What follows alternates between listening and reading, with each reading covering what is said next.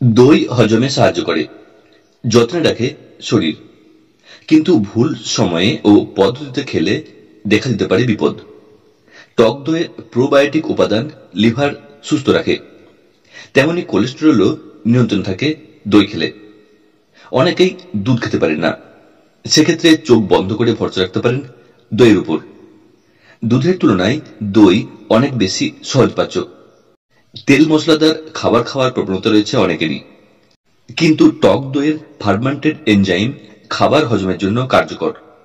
বদহজম দূর করতেও সমানভাবে কার্যকর এই টক দই। ভালো কোলেস্টেরল এইচডিএল এর মাত্রা বাড়াতে দইয়ের ভূমিকা অপরিসীম। মূত্রাশয়ের সংক্রমণের আশঙ্কা কমাতেও দইয়ের ভূমিকা যথেষ্ট। মোট কথা, শরীর ভালো রাখতে দই নিঃসন্দেহে উপকারী, কিন্তু দই খাওয়া নিয়ে কিছু দ্বন্দ্ব রয়েছে। খাবার খাওয়ার আগে নাকি পরে, কখন দই খেলে মিলবে বেশি উপকার? চলুন জানবো সেই বিষয়ে বিস্তারিত ভিডিওটিতে।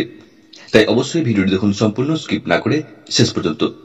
সাথে রইল এটা অনুরোধ, চ্যানেলে যদি আপনি নতুন দর্শক হয়ে থাকেন বা চ্যানেলটি যদি আপনি এখনো সাবস্ক্রাইব না করে রেখেছেন, তাহলে অবশ্যই নিচের লাল সাবস্ক্রাইব বাটনটি ক্লিক করে পাশ থাকা নোটিফিকেশন বেল আইকনের অল নোটিফিকেশন অন করে রাখুন। ভালো লাগলে ভিডিও লাইক দিন এবং তথ্যটি জানান অন্যদেরকে শেয়ার করে। অনেকেই দুপুরে খাওয়ার পর টক দই খান। পুষ্টিবিদরা জানাচ্ছেন দিনের বেলা দই খাওয়াই সবচেয়ে ভালো এবং খাওয়ার পরেই খেতে পারেন টক দই। তবে সবচেয়ে ভালো হয় যদি দিনের দুটি খাবারের মাঝে দই খাওয়া যায়।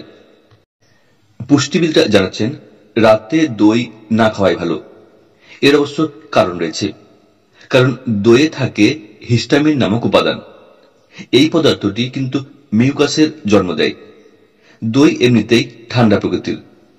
অতিরিক্ত মিউকাস নাসাপথে জমে নাক বন্ধ করতে পারে রাতের বেলা। এছাড়াও দইয়ে বেশি মাত্রায় ফ্যাট আর প্রোটিনও থাকে, তাই রাতের বেলা হজম হতেও সমস্যা হয়। সেই কারণে রাতে দই না খাওয়াই ভালো। দই খাওয়ার ক্ষেত্রে কয়েকটি বিষয় মাথায় রাখা জরুরি। দইয়ে এমনিতেই অ্যাসিডের পরিমাণ অনেক বেশি, ফলে দইয়ের সঙ্গে টক জাতীয় কোনো ফল খাবেন না। লেবু বা সাইট্রাস জাতীয় ফলের সঙ্গে ভুলেও টক দই খাবেন না। টক ফলের সঙ্গে তো বটেই, কোনো ফলের সঙ্গেই দই না খাওয়াই ভালো। অনেকেই বাজার থেকে দই কিনে খান। খুব ভালো হয় যদি বাড়িতে তৈরি দই খেতে পারেন, তবে দইয়ের সঙ্গে চিনি মিশিয়ে খাবেন না। তাতে আদৌ কোনো উপকার পাওয়া যাবে কিনা সন্দেহ আছে।